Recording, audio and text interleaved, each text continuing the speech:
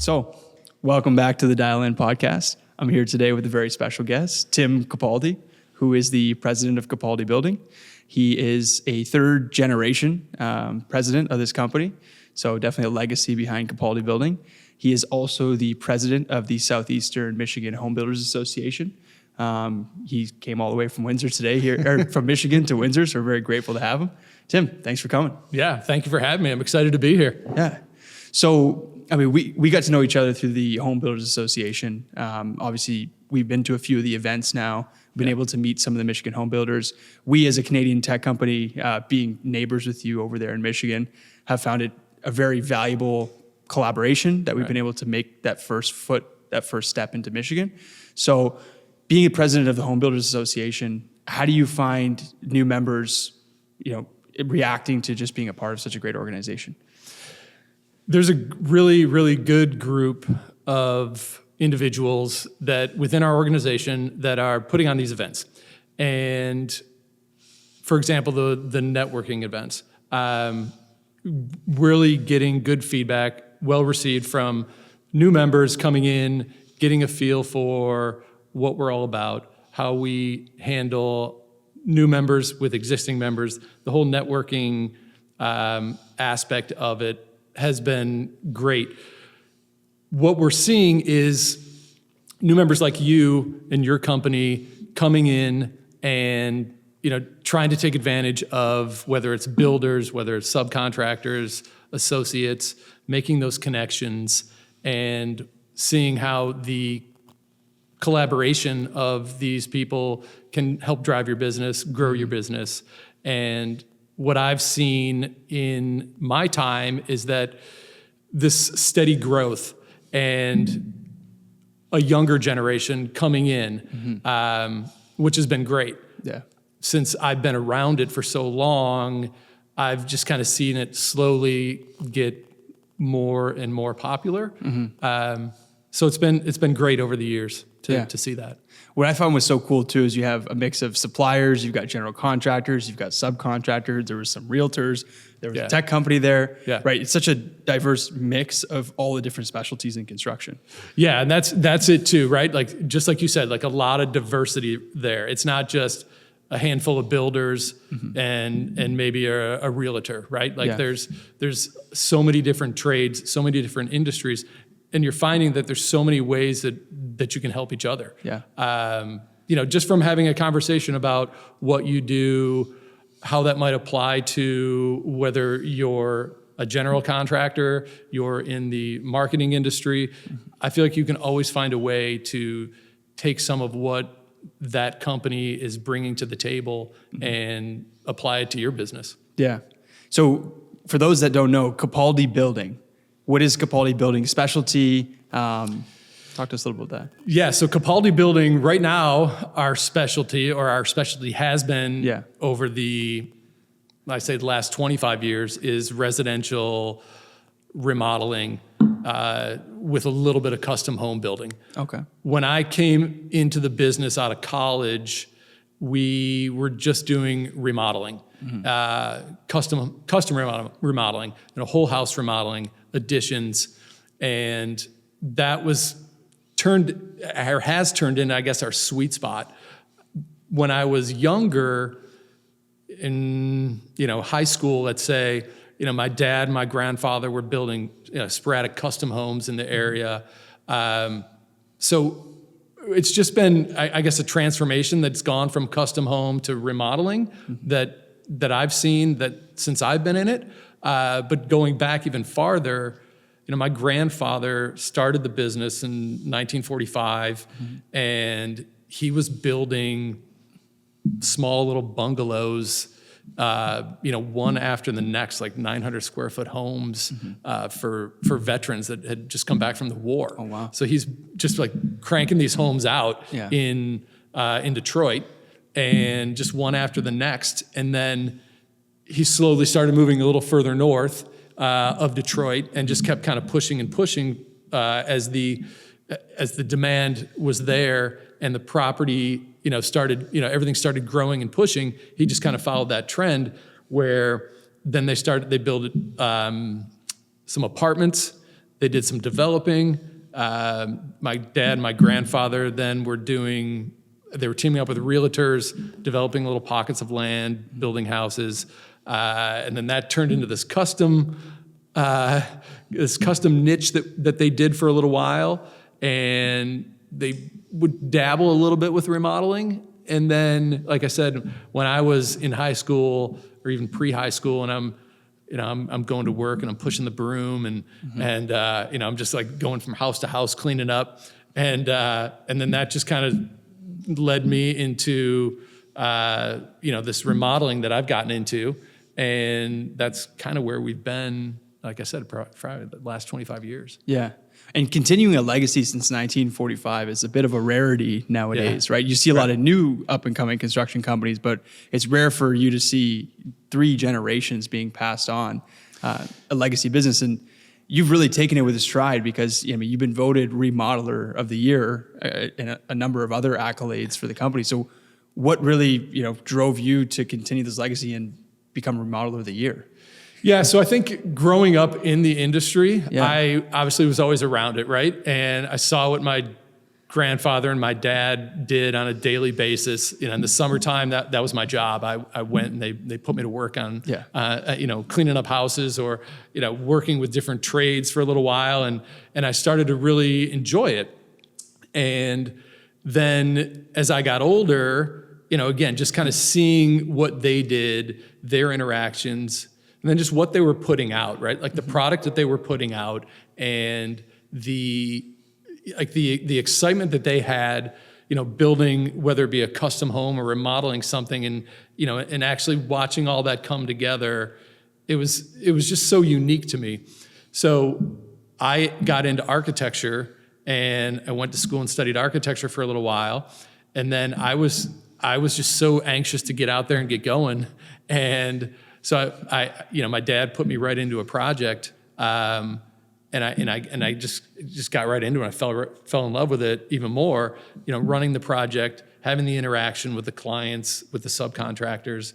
So I just kind of felt like I was just kind of, that was just kind of my path, right, to do that. And I loved doing it, and I still love doing it. Every day is just like it's just a new challenge every day, and the industry as a whole has grown so much, and there's so many different things that I've seen from when I was, like I said before, pushing the broom to now, running these projects. It's been a great ride, and I constantly think back to my grandfather starting the company, with pretty much with nothing, and building this company, and then my dad taking over. So there's a lot of pride there too in doing that. And I felt like, I want to take this company, then the next generation, I want to take it, even farther and just keep growing as much as I can. And just always remembering that, what my grandfather started, what my father continued, I feel like, okay, like I want to take that to the next level. Yeah. And we talk a lot about, even as a tech company, focus, right? Because with us, we were building visualization software, field management software, client portals, branding and marketing. So you were mentioning your grandfather was building homes for, people who were coming back from the war, and then maybe even building apartments and building custom homes and then remodeling. How did you decide that, my focus and my specialty is really going to be remodeling? Yeah. So I think since I kind of grew up in a way in that they had already started doing the remodeling, right? Yeah. And I was seeing some of these older homes that people were adding on to or completely renovating, and watching that transformation and seeing how they're making this look seamless, right? Like the idea is to make it look like you were never there, right? Like if you're gonna add on or you're gonna renovate, whether it's a home from the 50s, a home from the 20s, maybe a home from the late 1800s, early 1900s, like let's make it look like this is a seamless transition, right? Or unless somebody's got the idea if they want to, take it the other direction, just trying to take that vision of the client, of the architect, bring it all together.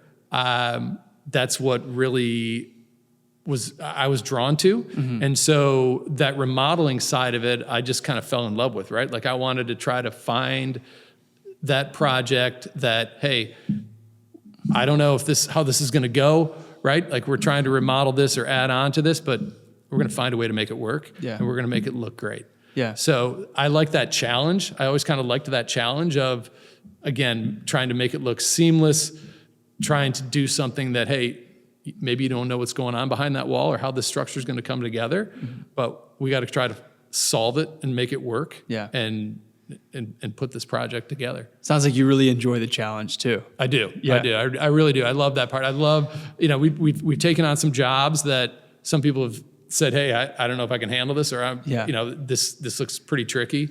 And I'll be the first to admit we've taken on some projects that are, pretty tricky or, a little daunting, but I love that challenge, right? Like, let's find a way to make that work. Like, what do we have to do? Who do we have to collaborate with? Yeah. What kind of relationships do I need to create so that we can take on this project that maybe, is a little more challenging than, oh yeah, this is pretty straightforward. We can do this, right? Well, Capaldi seems to have such a great reputation. You have such strong relationships with your clients. How did you manage scope creep, right? When you're taking on a project with so many unknowns, how do you manage the scope so it doesn't get overblown from day one? Yeah, very good question. And still manage the relationship. Yeah, and that happens. It happens quite a bit, right? So I think a lot of that goes back to your relationship with the client, with the architect, with the designer, right? Yeah. Like just understanding, being able to get into a space and understand, okay, like I know the limits of this, I know the limits of this. Maybe I'm not so sure on that, but just trying to understand all of it as best you can, and then also relying on your team that you bring in, and then the other team members that are, working with you, like I said, whether it's the architect, the homeowner, the designer, keeping that constant communication and talking through everything that's going on, all these moving parts. It's really a team effort, and yeah, sometimes it can start to get a little sideways, or it can start to get out of control, but I think it goes back to that communication, and we've definitely had projects with clients where, hey, we're going in and it's pretty well dialed in what we want to do, but they know we could still do a little bit more over here. Yeah. And so you kind of sometimes let them almost guide that in a way, like, hey, we're going to do the main scope. We're going to get into this. It's going to be amazing. And then sometimes they'll say, hey, let's work on this little project over here too. Yeah. So then it can kind of grow that way. But to try to keep it under control, I think it's got to be a real good team effort. Yeah. Sounds like you break it up into phases too, right? Like, we know we can achieve this. Right. We may get interested in working on this area too, but we'll visit that. Exactly, right. Like, let's just focus on the core that we're originally talking about, right? And if they or we want to go to this other direction, fantastic. We'll do it. We'll look at that. But let's keep the eye on the prize right now and do what we got to do. But yeah, because sometimes organically those things can be amazing as well, right? Like just knowing that, okay, you've already talked about possibly adding this to the main scope, but we got to focus on getting this done first and then move on to that. Yeah. And let's not forget Detroit. I mean, during the automotive days, during, the booming Ford days, was one of the greatest, most, wealthiest cities in the world. Right. Right. So the unique thing about Michigan and Detroit is, like, a number of the homes are older homes, but they're beautiful, right? The way that they were built back in the day. So you have the opportunity now, you have this landscape of all these great bones, right? For a lot of the homes you go into. So how many of the homes that you go into and do your remodeling are older homes that you're coming in and updating versus a lot of these newer homes you're working on? Yeah, so quite a few. So the area that we do most of our work in, or have done most of our work in, is the Birmingham, Bloomfield Hills area. So a lot of those homes are older. Yeah. You can get anywhere from like the early 1900s, up to the 1950s. Yeah. And so there's a wide range there. So we've worked on quite a few of those homes in that age bracket there. And that's the other thing too, that area that we work in, each home is so unique in its own way. Yeah. Whether it's done in the 20s or the 40s or the 50s, whatever it is, they're all so unique. And there's so many different details, architectural details. And again, just getting back to that goal of making it look like we were never there. Yeah. Or, transforming this project, and again, working with great designers, great architects, and then our great team of subcontractors, right? To kind of get our hands into that. And that's another thing too that I feel like we've done really well over the years, is that we've been doing it so long, we've seen so many things, we've been in that area. There's that sense of confidence, like, okay, we can show you we've done this, or we can show you that we've done this over here, when we're trying to help people understand that, hey, it's gonna look great when we're done. Yeah. So it sounds like you're instilling confidence in the clients, and you spent so many years boots on the ground and actually doing the work yourself as a young kid all the way up till now. Right. But how much has your architectural background also helped you in helping the homeowners visualize? Yeah, that's been huge as well, right? Like, I don't practice architecture, but just having that background. Yeah. Again, growing up, like, I was always interested in architecture and design and different styles and trying to follow different trends. So that, I feel like, is an aspect that I can bring to the project, right? Like, I'm not going to strong arm someone into saying, hey, this is the direction we have to go. Yeah. But I feel like I have a strong enough background to say, hey, like, this design element I think would be really nice, or make the suggestion to bring in, this certain element to the project. So, kind of growing up again in the industry, but also having that flair for the design aspect of it has definitely helped as well. Yeah. So someone as a remodeler like yourself, what does your day-to-day look like when it sounds like you have to coordinate the trades, the architect, the designer, the clients? What does a day in the life look like of Tim Capaldi? Yeah, so just kind of managing the projects in a sense that again, they're all pretty unique. Everyone's a little bit different naturally, and different architects, different designers. So I'm basically keeping up with my trades, my subs, making sure that they have the information that they need, collaborating, bringing guys together. Whether it's the plumber and the tile guy, we got to talk about some of the details, how this shower is going to come together, how everything's going to line up. And again, also bringing the client in as much as we need to. So I'm constantly bouncing between projects, meeting with designers, architects, homeowners, our tradespeople. I'm doing that toward, like, in the middle of the day. In the mornings, I'm getting into the office, just kind of getting myself going, figuring out, where the hot points are for the day, or at least at the moment, because it seems to change and evolve, by the hour sometimes. So I'm in the office in the morning, middle of the day, I'm out, kind of meeting, and then pop back into the office if I can later in the afternoon, and then head home. And you mentioned the trades. Obviously, you have so many skilled trades, so you probably work with the same ones over and over. There's probably not a lot of churn in your select group of trades, right? No, go ahead. Sorry. No, I'm just curious. The average age of those trades, would you agree it's starting to get up there? Yeah, for sure. And that's again, and that goes back to the Builders Association. Whether it's local or state level, is one thing we've been trying to do is kind of get some of that younger generation into what we do. So our pool of trades, pretty steady, guys that we've had with us for a long time. Some of them go back to, generational, that worked for my grandfather, and now maybe they're second generation, and we're still working with them. But the younger side, like, it's hit or miss. So that's something that, I think it's gotten better. I think as a whole, with our local association, we've done a lot better trying to bring in that element.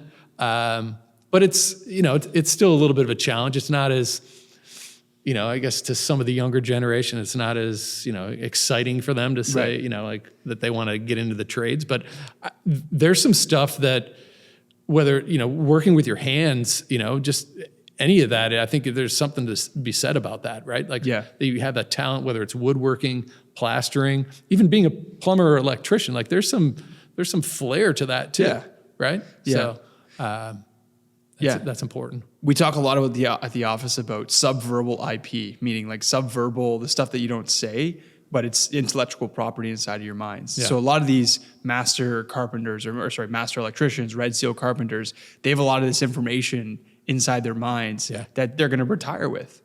and they may not pass on. For sure. So what do you see as good ways to pass on that valuable information, teachings? Yeah, that's a great question. I wish these guys could do more of that, right? Like there's a couple of trade schools over in our area that have become more and more popular with the younger generation getting into some of these more specific things, and then being able to go out and work with, whether it's carpentry or plumbing or electrical.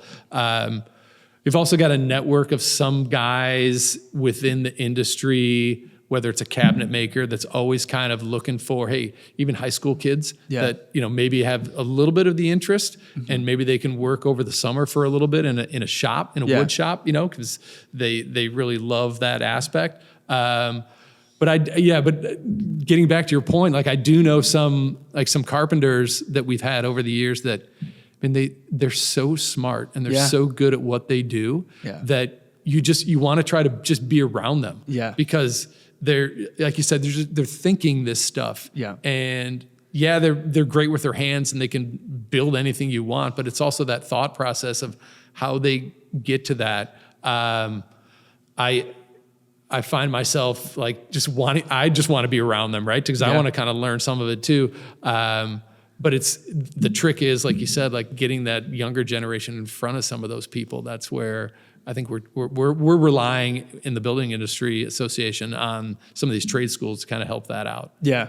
The way that I learned for the first 3 years in the industry was I would sit basically on the other side of the desk of the general contractor real estate developer. So even if he was in meetings, I would just sit and absorb and take notes and learn from him because I wanted to shadow him as much as I possibly could. Yeah, I did a ton of that when I was growing up. Like there were times where, like one summer, I worked for a framing crew. Yeah, and a lot of times, like I was just watching. Yeah. I wasn't even working. Like I felt like I'm not doing anything physically, but I'm watching how these guys are laying things out or doing things, and it's just you don't realize how much you retain by just watching what they do and how they do it.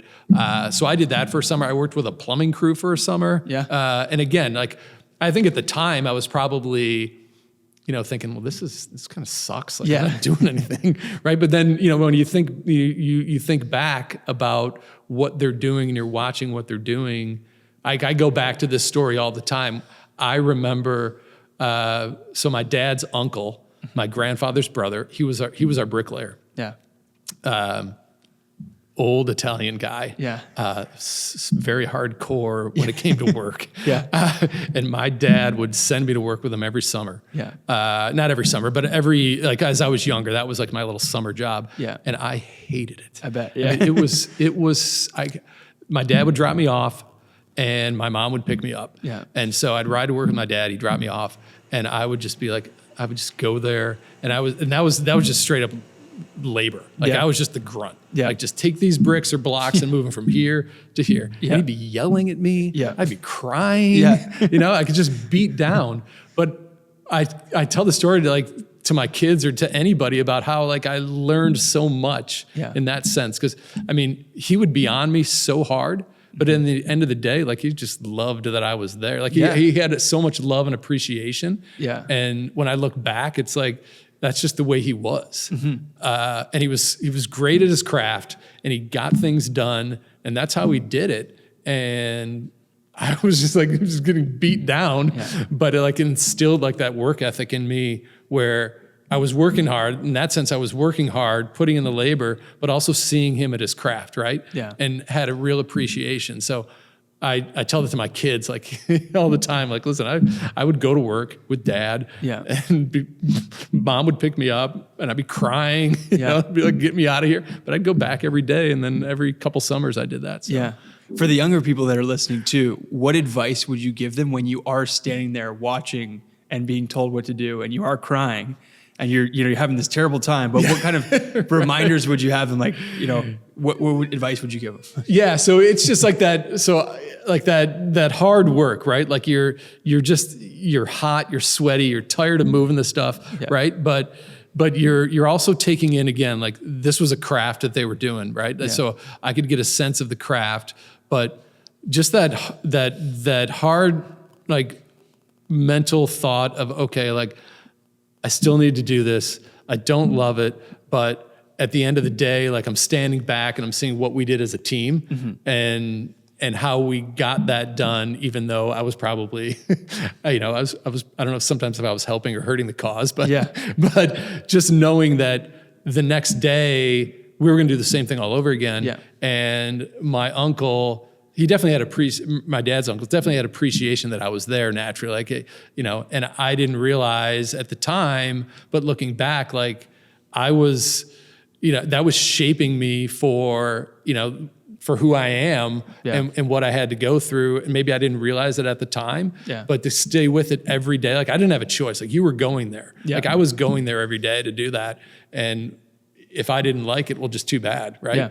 And looking back, I'm glad that I stayed with it because, digging in, and even though I was melting down some days, but looking back like that, just knowing that I got through that on a couple summer basis, right? Yeah. I didn't have the option to be like, okay, well, you don't have to go today. I mean, it wasn't even an option. Like you were going. Yeah. So you can cry now or cry later. Like you're still going. Yeah. Right. And during that shaping process, probably intuitively, you were like, I'm not going to ask too many questions. I'm going to listen more than I talk. I'm not going to complain about my back hurting. I'm just going to. Oh yeah, there was very little conversation. Yeah. Right. And there was no sympathy. Like if I had a meltdown, it was like, it wasn't like, oh, go take a break. Yeah. It was just like, hey, I still need you to get these brick from point A to point B. So, just find a way to get it done. Yeah.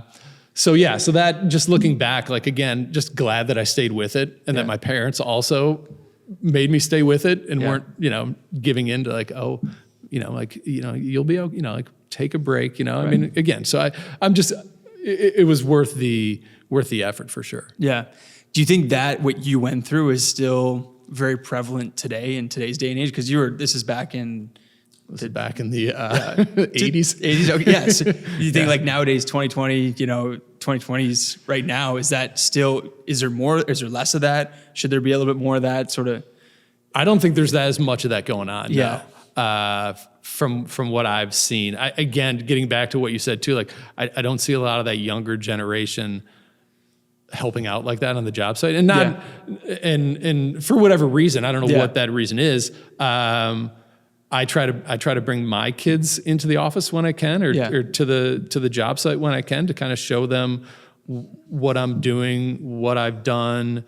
It's a little different now, just because when I was that age, we were building like these homes one after the next, and I was going from job to job. Like I was in a neighborhood going from job to job. Now, our projects are kind of in this town, that town. Yeah. So it's a little different in that aspect, but I certainly don't see that younger generation doing some of that, that labor that like I used to. One thing you mentioned, which I wanted to unpack a little bit, is having information readily available and how important that is. So when you're standing with your plumber, with the tiler, right? Yeah. They may have all these preconceived, I understand how this should work. Yeah. But for this project in particular, how important is it to have that information readily available, and in what format do you have it available right now? Yeah, and that's another thing that's evolved so much over the years, right? And it seems like it's changing even quicker now with technology. Whereas before, when I was younger, it was like you only had a couple choices of anything, whether it's tile or plumbing selections. Yeah. Like it was much easier. Yeah. Now the challenge is, right, like there's so many choices, there's so many different things. People are getting the information from so many different platforms that it's just a situation where we've got the drawings, we've got the specifications, and the owner's got their information. Like we're bringing all this stuff together and collaborating on all this stuff, but it's challenging because it's changing day to day, and a lot of people will change their mind a lot too. So you got to incorporate that into the project. But I would say that the trades have been pretty good, in kind of keeping up with the technology and the different platforms. Yeah. You get some of the trades that have been around longer, and they're kind of set in their ways of doing things that are, a little more old school, that maybe pen and paper is their way to go, as opposed to a tablet or, smartphone. Yeah. So, well, we were running the numbers on a few projects, and if you got $1 million project, you're usually averaging about 130 documents. You got a $10 million project, now you're averaging 1,300 documents, right? That's a lot of documentation to read, right? That's drawings, that's specs, that's selection sheets, invoices, change orders, along those lines. So, I mean, right now, what we're trying to solve, one of our biggest problems is just a lot of construction really is getting the data to the right people at the right time when they need it to do the work, right? Because they're the experts. They know how to do the work. You don't need to tell them how to do the work. They just need to know what they're doing. Yeah. So when they show up, it's like, all right, do what you do best, right? Yeah. So with Capaldi and your sub-trades, like, is there a kickoff meeting when the project first starts and it's sort of like you get everyone on the same page, and then how do you maintain that throughout the project? Yeah, we don't necessarily have like a kickoff meeting with our team necessarily. We'll have a meeting with our client designer and kind of get that stuff going in that sense, like whether it's the architect, the designer, or both, and the homeowner, myself, we'll kind of collaborate on the direction, what we're pulling in, what the designer's bringing. We'll kind of get all that put together, and then I will spread that out to the guys as they need it. Yeah. It's trying to find a platform that everyone feels really good about. That's been the tricky part, right? Yeah. Like, because there's a lot of different software platforms out there, and some guys, like I said before, have taken to it. Other guys haven't taken to it that much. We've tried different platforms, and again, I think guys have gotten better in the industry as a whole because, again, just getting back to there's so much information, like you were saying, documentation, specifications, that it's hard to keep all this stuff fluid, right? And that's definitely a challenge. Yeah. And it helps though on a lot of these projects. Like, we've seen more and more clients having help from the architect or the interior designer. Yeah. Whereas before, a lot of clients would be like, I can handle all this. Like, I got this. I'm good. I'm like, okay. Yeah. If you say so, right? But I found that when somebody brings in that extra help, it's definitely a good vibe that it brings to the entire project, just because, again, there's so much information, there's so much going on. And some people like to change their mind a lot. Yeah. So that's just human nature. And you don't know what's current and what's an old document that's no longer being used, right? Right. Oh yeah, all the time. Yeah. Right. You're going off, oh, that wasn't it. That was from last week, but that's changed since then. Yeah. Right. And so that's huge. That happens quite a bit. Now, someone who lives it every day and you've seen it, do you find that a lot of people are resorting back to Google Drive, emails, text messages, Excel sheets? That's sort of like the default, right? That's the default for sure. Yeah. Yeah. I feel like text messages, which is so tough because you're just trying to scrolling through, trying to figure out, like, they said that on last Tuesday or was that last Wednesday, right? Like, that's definitely the default. And sometimes things just get lost because then someone will just go down that rabbit hole on, hey, I'm only going to use the text string, even though we've got a Google Drive sheet over here that everyone else is using, so trying to keep all that cohesive is, that's challenging on a day-to-day basis. Yeah. If you were to do a quick exercise with me right now, if we're thinking about a platform, what would be, so let's say 2, maybe 4 features that would be most important on that platform for everyone to share? You mean in a sense of like what element? Yeah, like document sharing, for example, with the most recent updated documents. Yeah, right there, document sharing for sure. Yeah. Like, there's so many different things that come into play.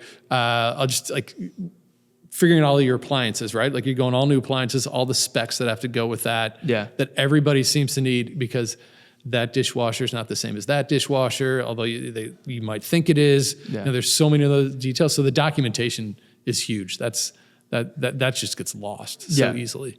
Right? And then sort of like, would you say there's a standard process and steps that every client goes through when they work with Capaldi? It's like every time you do a new project, what steps need to be taken. Yeah, definitely. Like, I feel like we've got it kind of locked in, like what we need, when we need it. Yeah. Every client's a little bit different in a sense that some clients are totally have everything ready to go, right? Like they're just ready to feed me all this information, which is great. And I have other clients that don't have all that information yet. So it's kind of evolving as we're going, which is then it's tricky because then again, getting back to documentation, you're like, okay, I need this. And they're throwing it out there in an email. Right. Okay, then I got it. And then, okay, then I need that. And then they're throwing me a text message with a PDF, right? Like, so it's just, as much as we'll try to guide them to be like, okay, let's just email everything that you have, or just get me everything you have. It's just some are just so much. So I hate to say unorganized, but it's just all over the place. Well, the whole function of project management, I noticed early on, was almost like your professional mailbox in a sense, right? Yeah, for sure. You're just very good at coordinating emails, right? That's most of your job, right? Right. Send this back to this person, this invoice to this person, this change order to this person. You just feel like you're always on your email. And you're shuffling stuff, right? And that's exactly right. And I'm just on my email, like again, in the morning and then in the afternoon or in the end of the day. Like in the middle of the day, I can jump on and check something for sure. Yeah. But, it's like, okay, get this, send this, download this. I need to see this, right? Yeah. Or I just need a snapshot of this. Like, there's so much of that, you feel like, you're just shuffling those emails back and forth. Well, right. And something happens on site, there's an issue. What's the first thing you're probably going to do is pull out your phone, take a photo of it, and text that to someone. Or maybe attach it to an email if you're one of the more advanced remodelers like yourself, right? Right. Otherwise, it's just a text message. Yeah. So what we find is like with this younger generation, they're very intuitive when it comes to technology. So when we go to do a lot of our boots on the ground, we call it onboardings, where we go meet every company in person and go to the construction sites, put the laptops on the pickup trucks, go inside the site trailers, give everyone a tablet, give everyone open up their phones. We notice that it's a lot of the younger people actually who are in the trades who are now teaching a lot of the experts. Sure. So they may be experts at the trades, but then it's funny, you see the younger people actually coaching them up on like, hey, this is how you use the technology. So it's almost this perfect unison that we're starting to see. Right. So I think with the age of technology, if there were a way to incline younger people to want to almost be tech implementers within their own companies, right? It's like, we'll teach you the expertise, but if you teach us the operations, the organization, the marketing, the branding of things, I think there can be a really strong relationship for legacy construction companies to start having younger staff come in and implement these new processes. For sure. Yeah, definitely. That, because I agree. I see that a lot where that younger generation just knows how to take that PDF and transform it and send it over, where, the older generation, they're great with their hands and their mind, and they're thinking about, how to line this up and to make these angles work. But, other than that, that's as far as they go is on the technical side. Yeah. Whereas, like you said, this younger generation just knows that so well. Yeah. That bringing those two together is amazing. Yeah. Right. Yeah. And at Capaldi right now, you have a team, right? So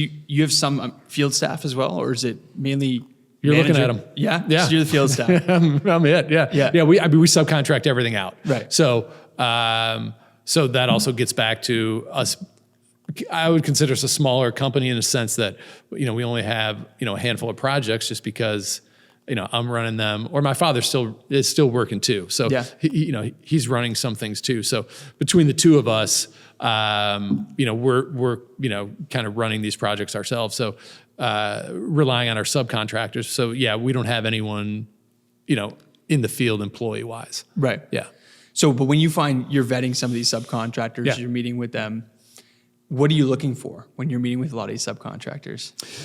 A lot of times, you feel like obviously the skill, right? Like they've got to have, they that skill, just knowing the quality of work that we put out and what they put out is huge. Also, the communication process, right? Like just being able to, understand that, hey, this is how we've worked for so many years. This is how we like to work. We want to make sure that you're feeling the same way, right?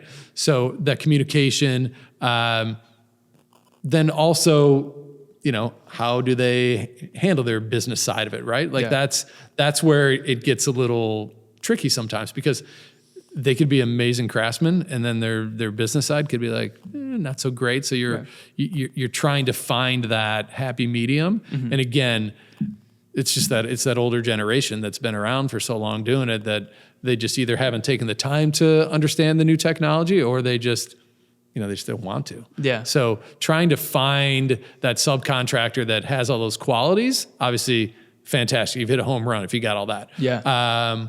But I would say the one thing that's always kind of lacking is that technology side, right? Like you can find the guys that are great at what they do. They're pretty good communicators, but it's just that technical side that is lacking a little bit. And I get it too, right? Because there's so many things that you're keeping up with. Like I even find it sometimes like I gotta keep up too, right? Like I'm trying to stay up with trends and designs and things like that. But I also know that, hey, like this, the social side, the technology side, that's always, changing. You gotta try to stay with that. And I think some guys are just kind of like, if I do, I do. Yeah. Right? I can create a Word document with an invoice and I can mail it to you. Right. And, I can just write it on a piece of paper, take a picture and send it to you, right? Like that's my invoice. That's my invoice. I don't know how many times I see that. Yeah. Well, and oftentimes too, with a lot of these craftsmen, right? They're doing the work themselves. Right. So they're not necessarily have someone in the office who's managing all the books. Exactly. Right? And that's what I have to kind of keep in my mind too, right? Yeah. Like they're not this huge company that's got, a handful of employees and an office staff, right? Like they're hands-on, they're doing this work and then they're going home at night and, that's the last thing that they want to do. I get it. Yeah. Like how can we bridge that gap though, right? Like the guy that loves to write it on a piece of paper, take a picture, text it to me. Yeah. Can we find that gap between, the guy that's got the software program that he knows he can key it in on his phone. Yeah. And he can say, I work so many hours and boom, and send it that way. Yeah. As opposed to the guy, like I said, who's writing it, snapping it, and sending it, right? Like trying to find a way to bridge that gap, right? Like that's huge. Well, we noticed there's such a reluctancy to use technology when we first got started. When we first started walking on construction sites and saying, all right, everyone pull out your phones. They're like, people were walking away. They were pretending they didn't hear us. Right. Who are these guys? Some colorful language we heard sometimes, right? But we tried to build as simple technology as we could, right? So our first iterations of all of our applications were built by what we heard on site. Yeah. So we would ask them like, okay, you don't want to use this technology. We get it, but we both know you need it. Yeah. So if you were to tell me, what are the few features that you need? Well, I want to be able to invoice, I want to track hours, and I want to take photos on a job site and create a daily log. Right. Great. You got 3 features. Yeah. So we started building out these hyper simplified platforms and that's why a lot of this heavier duty construction software that's out there, you first open up the app, you see 30 features. Right. And you're sort of like overwhelmed. Yeah. Right. I know when I first started using Procore, for example, it's a 3-month onboarding process. Yeah. So, not everyone has 3 months, right? Let alone 3 days to onboard technology. So we wanted technology that we could onboard in 30 minutes. Yep. If that. Yeah. So, and a lot of what we build today is just from what we heard on site. Mm-hmm. So I think there has to be a new approach. I don't think construction owners are necessarily, they don't know how to use tech. I just don't think tech has really gotten to a point where it fits construction owners. Yeah.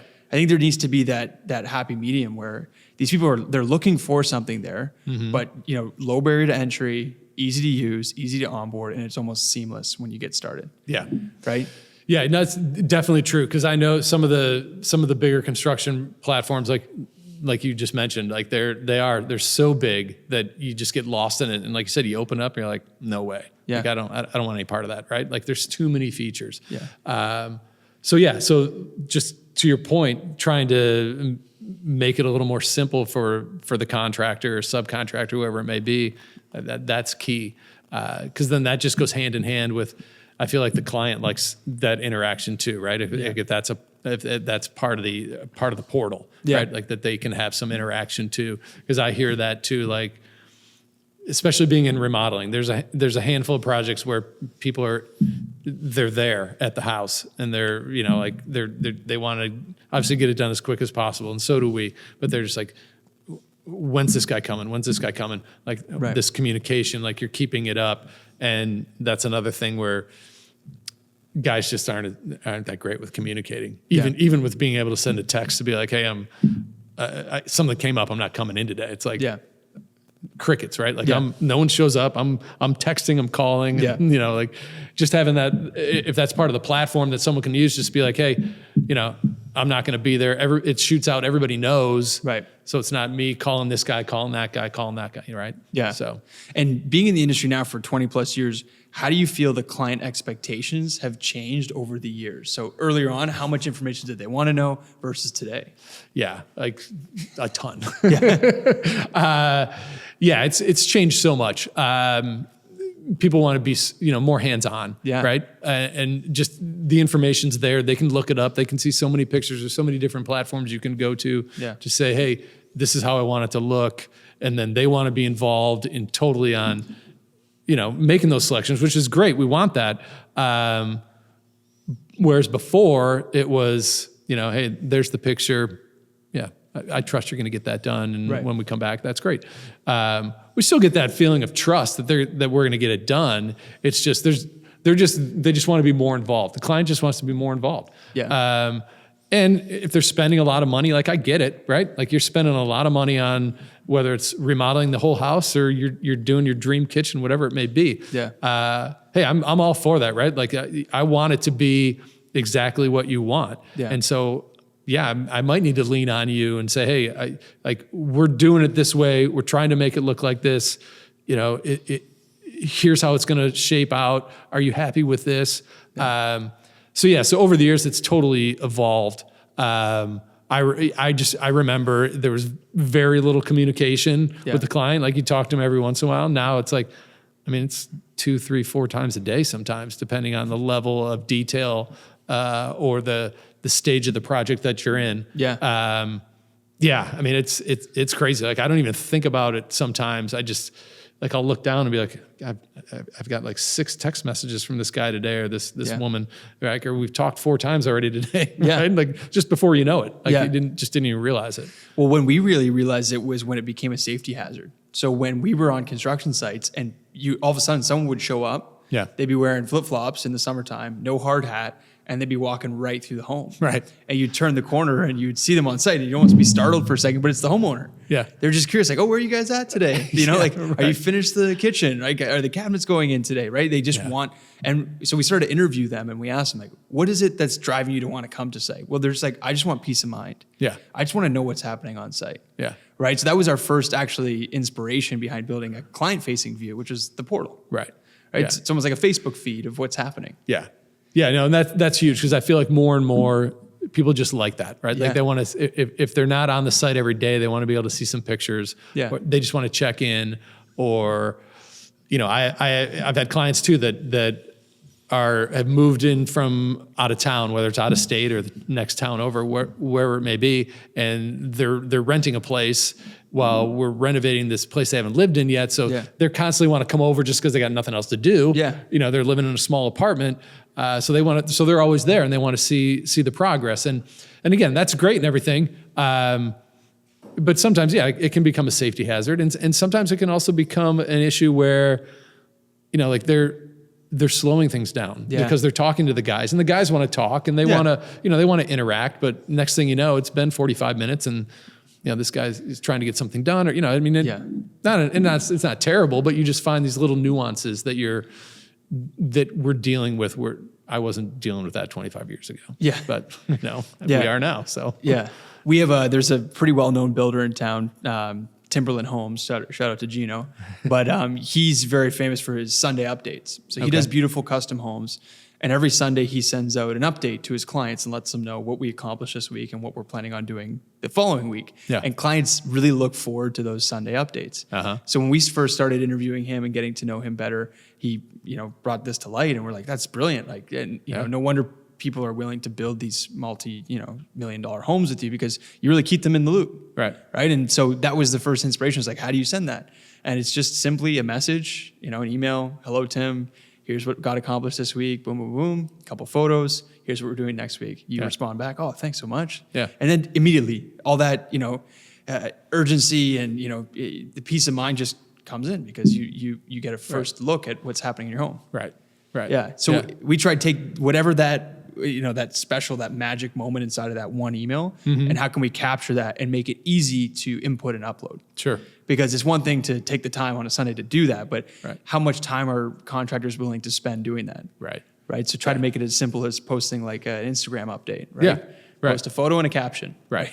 Yeah, exactly. Just that little nugget that someone's going to say like, oh, okay, like that's going to make them feel better or make them feel proud, or they're going to want to share that, right? Like with their friends or someone else, right? Like it's all good traction, I'd say, right? Like, cause it's keeping the client engaged. It's getting them excited. You know, if there's a photo attached or something that's gone on big this week, and like I said, they're either going to share that or they're going to talk about that, right? Yeah. So yeah. And I always noticed too from early on is that construction, I always really enjoyed just seeing buildings being built. I was always fascinated by it as a kid. But I feel like this is the largest purchase of most people's lives, right? Like building a home, doing an expensive renovation. Like this is, you know, think of another item in your life that you're going to spend more money on. It's hard to find one, right? So this is, people really care about this investment, and they're putting the trust into your hands and the hands of all the contractors. For sure. So, you know, there's with great power comes great responsibility, right? You guys, the responsibility is on the contractor. Yeah. So, oh yeah, definitely. And that's something that I've learned over the years, just being in the industry and being in the business, and also just getting back to, you know, being a third generation, right? Like having that sense of pride of, hey, this is what we do. And I feel like we do it really well. And you're right. Like people are spending a lot of money. This is a huge purchase or a huge investment that they're making. And they're looking to us, looking to our crew, our company, our team to bring this to reality. Mm-hmm. So yeah, there's, you know, you feel the pressure, but you also feel that sense of pride. Like, okay, we've been there before. We've done it for so many years. We can do this. You know, we're going to make this happen. It's going to look amazing. Yeah. Yeah. How do you deal with the ebbs and flows of construction? Because I find that, you know, a lot of the contractors we deal with, there can be really good times, right? Yeah. And then there can be some really tough times where you're not closing jobs. Yeah. How do you navigate that landscape with being in it you've been in it for so long, you've been able to? Yeah. So obviously being in it, again, going back to the amount of time that I've been in it, our family's been in it, obviously there's been these ups and downs, these ebbs and flows, and just seeing how, whether it was my grandfather, my dad, you know, just kind of got out there and, you know, they had to get a little more aggressive, or they had to get a little unique, or they had to try to find ways to differentiate. That's kind of how I feel like we got into remodeling in a way, because like I said, we started out just building these small little bungalows when he first started in the business, my grandfather, and then they started to build bigger homes, and they did some apartments and things, and then I think when times were down, they'd kind of shift to remodeling, where people were kind of like, hey, we're going to do this little project. You know, we're not ready right now to do this big job. Well, let's do the smaller job. So I think that's how they kind of got their foot in the door. And then that just kind of led to bigger remodel projects. So I think that's how we got there. But even now, when things get a little quiet, or, you know, you get a little bit of a lull, right? Like I find that what I'm just trying to do is, you know, get out and meet some different people, whether it's some different architects that I can connect with, or designers, realtors, like just trying to find that way to connect with other people in the industry where we can kind of cross over, and maybe they have a connection that I don't know about, or I've got a connection I can help them with. So I just find that over the years, when things get a little quiet, you just kind of try to get out of your comfort zone a little bit and kind of reach out to different people in the industry, or maybe people that aren't in your industry directly, that you can see how maybe you can help each other. Yeah. And as president of the association, I'm sure you get a number of members who reach out to you just for advice oftentimes. What are some of the common themes or topics that people are looking for advice on? Just making connections, mostly. You know, like growing their own network. Yeah. Like who else can I talk to that might be able to help me, you know, whether they're an investment person, or, you know, they're a realtor, or even they're a new contractor. Like maybe they're starting a new organizational business or cleaning business, something like that. And they're coming in and saying, hey, we want to try to grow our business. You know, who can we talk to? Who do you suggest maybe we cross over to? So just that networking aspect, which again, I think has been so huge for our association. Again, not just on this local level, but at the state level. And then I'm even involved in the national level a little bit. And even there, like there's so much opportunity there to make connections. Yeah. And when it comes to making connections, I mean, introducing yourself, introducing what your services are, there's a lot of times where if there's reciprocal value, right? Where if you can provide a valuable connection to someone, then it creates this network effect. Yeah. So we talk a lot about it. The reason why actually, you noticed when we first met, we have Avery, who's our chief branding officer. He's taking the photos and the videos, because early on we realized if we can build stacks of proof and make really good relationships with people like yourself, you won an award that evening. They announced you as the president. Took some great photos of you, that builds the portfolio, the branding. So that's really something that we've taken with stride, is like, how can we provide instant value? So as soon as we meet with someone, if we can provide them with digital content, it immediately strengthens the relationship. Sure. Right. So I think a mindset that a lot of people can think of, that you're probably, have a similar mindset, is like, how can you provide someone a quick win to kick off that relationship in a very strong way? So I think, if you were to give, one word of advice to people that are networking per se, rather than just handing out your business card, what's one way that you can take that relationship one step further? I think, just immediately, whether you're in your industry in marketing or in the construction, whatever it may be, like whoever you're meeting for that first time, just having that conversation and learning a little bit about not just what you do, but just where you've been, what you've been through, what experiences you've had, whether it's in the marketing background or maybe you had a different background in construction, or maybe you're in finance. Like, I think just having that communication and connection with someone and just talking about your path, my path, and where we've both come from, I think right there, it leads to so many different things, opportunities. Obviously, when we met, you've got a handful of connections. Your team has a handful of connections. Like, it reaches beyond just the platform that you're trying to build. Yeah. And that's where I think you can get a little deeper and dive a little bit deeper into growing your own network. Yeah. And also, I look at it too, like, how can I be better every day? Like, just talking to a handful of people, and you may not be in my industry, but I guarantee I can learn something from you, and you'll be able to learn something from me. And how can we apply that, right? Yeah. It might not be a direct application, but I guarantee we can find some crossover.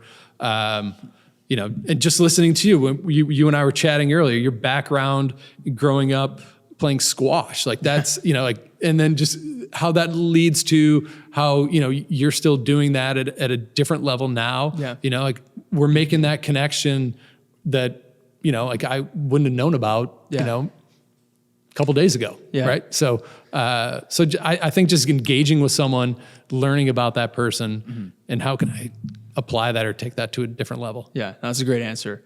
I think too, is people worry too much about competition. Yeah. They think sometimes like, I don't want to show all my cards or how I operate, but really there's so much work out there for everyone to do well. Yeah. So I think for sure, change that mindset. Yeah. I've learned that over the years, right? Like, I'm not ask me whatever you want to know. Like, if we do the same thing, I'm happy to tell you, right? Yeah. I mean, and if you do it better than me, great. Like, how can I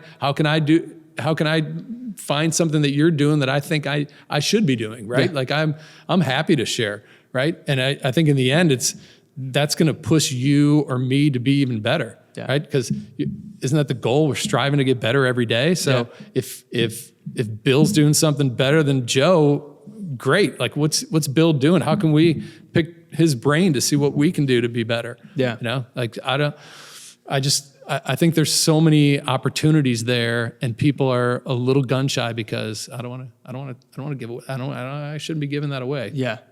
No, we take the same approach as like, I would love if there were other companies out there who are in the technology space who are trying to build simple software for construction workers and companies. Yeah. Because at the end of the day, we want construction companies to have simpler, easier to use, more efficient software so they become and reach their full potential. So exactly, which is huge, right? Like, again, just getting back to, we're all trying to grow. We're all trying to get better.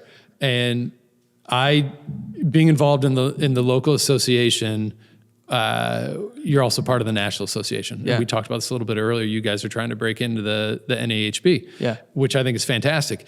And I've gotten to get into the NAHB in a platform that is a group of us that we get together, come together, and it's open book. Like Yeah. we're exchanging these ideas.